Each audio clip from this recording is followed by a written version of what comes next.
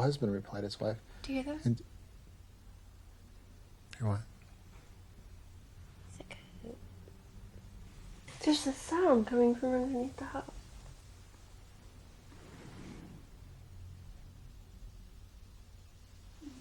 I don't hear anything. It's really high pitched. You're scaring me a little bit.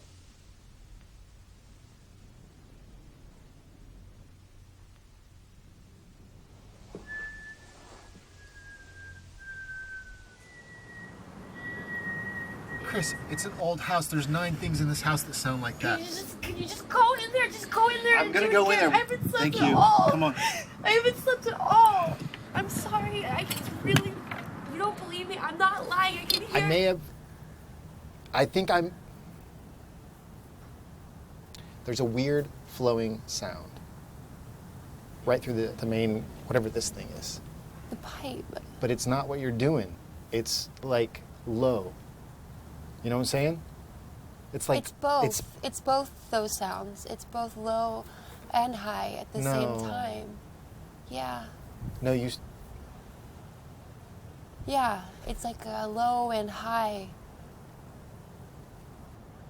It's like low and high.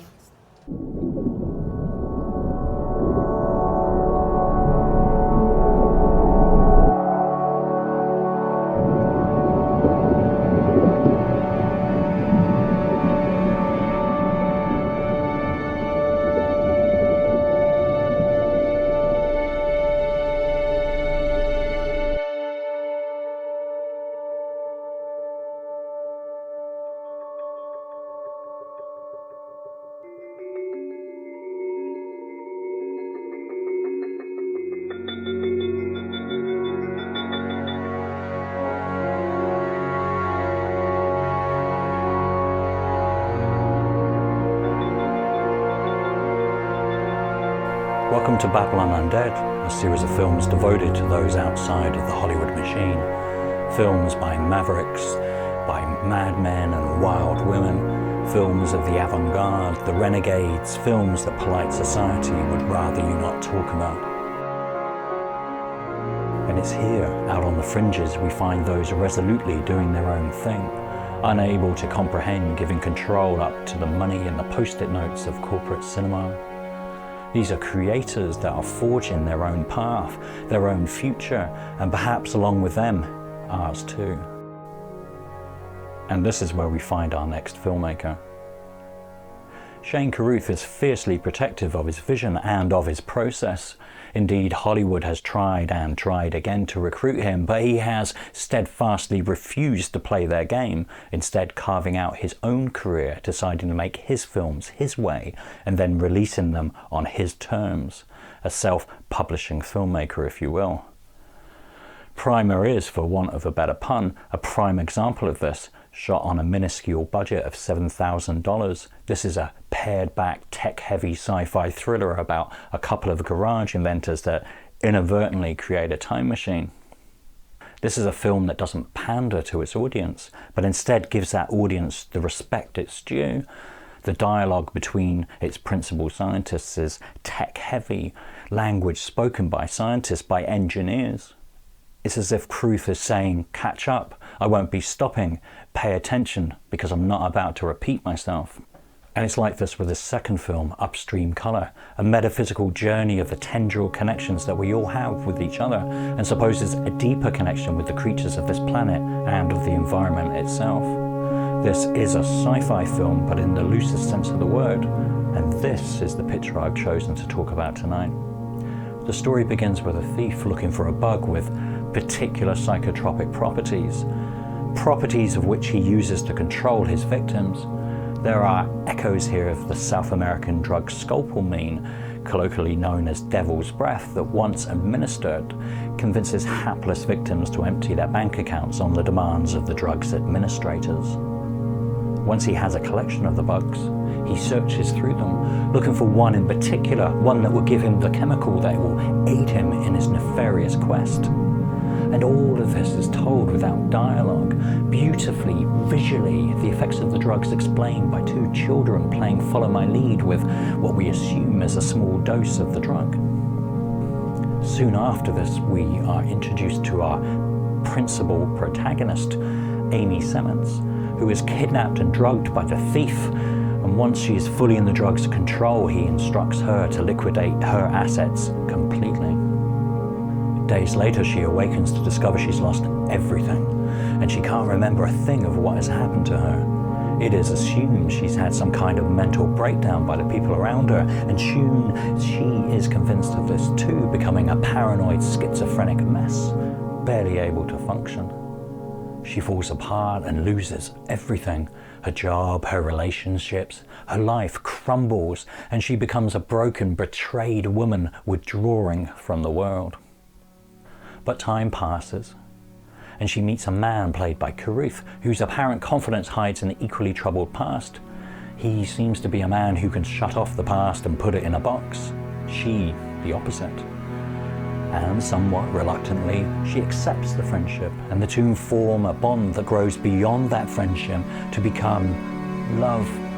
And it's this love, this connection to a loving man that cares for her despite her fragility and jagged reality, that this man wants to make her whole again.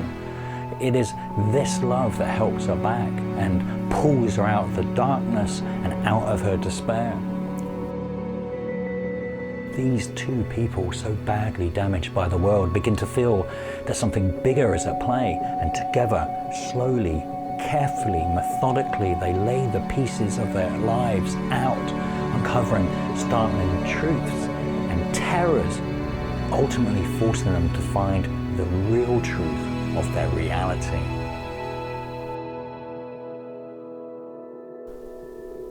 This is a wonderful sci-fi thriller, beautifully shot.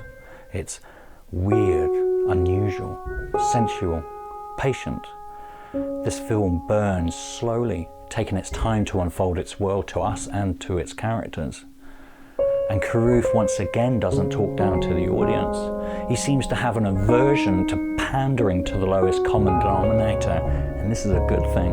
The film itself presents its story and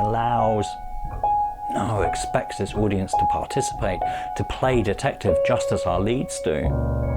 There is no exploratory dialogue scene to allow the audience to catch up. Carruth assumes we are either watching or we're not, and if we're not, then too bad. You've just missed out. Everything you need to know is up there on the screen, like a loose thread to be picked at and unfold. He expects us to untangle its narrative and find the truths hidden between the words spoken. Physically, this is a tough film to track down. The international rights seem to be all over the place. I tried downloading a high-definition version from Carruth's website, but in the UK, this site is blocked, or at least the download is. iTunes, Google, both are unable to display anything more than a trailer or the soundtrack, which, by the way, is amazing. No, once again, it's to Amazon. We have to hunt for our physical media. You could go on eBay, there's people selling it down there. The problem that I really have with Amazon is that once you've purchased your digital download, you're only renting it really and have to play it in their player. I want everything in one place, everything locked down, so I just have to flick on my Plex server and watch it from there. But alas, Amazon and others will not let me do this. As with a lot of films in this series, this is not a film for everyone. Some will find it slow. Many will find it confusing. And I doubt one viewing will be enough. But it is worth it. Because simply put, it is mind-blowing. This is a visual and auditorial feast that should be played on the biggest screen possible with the best sound system. But ultimately, it's about two people falling in love and trying to put the pieces back together whilst untangling themselves from a past that just won't let go. And it's about bugs that control you. So grab a friend, dim the lights, and sit on back for tonight's movie presentation. Carruth's Upstream Color. I hope you enjoy it, and I'll see you on the other side.